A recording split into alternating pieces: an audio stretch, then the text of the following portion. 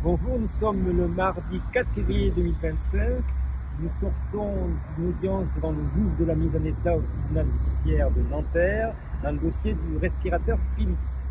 Pour que vous compreniez, le juge de la mise en état, c'est le juge qui est chargé de faire en sorte que la procédure s'organise bien, qu'on échange les conclusions, les pièces, et ensuite, il y aura peut-être un jour la procédure au fond.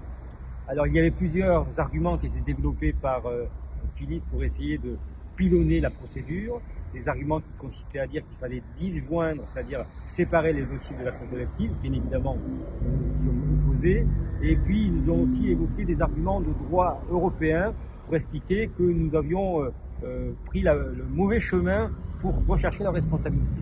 Là encore, nous avons expliqué que la Cour de cassation était plutôt de notre avis, et donc on attend avec impatience la décision du juge de la mise en état qui devrait intervenir le 13 mai, ce qui est plutôt une bonne nouvelle.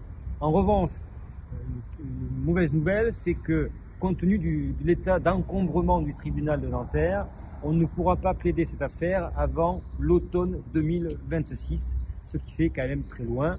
Et si vous n'êtes pas content, je vous invite à écrire au ministère de la Justice pour lui faire comprendre que c'est inacceptable que la justice prenne autant de temps pour rendre une décision dans un dossier aussi important. Voilà, donc c'était un petit compte rendu. Nous vous souhaitons une bonne journée avec Sarah qui a pris le dossier. Bonne journée. Et on vous dit à bientôt pour la suite de l'affaire, notamment du point de vue pénal.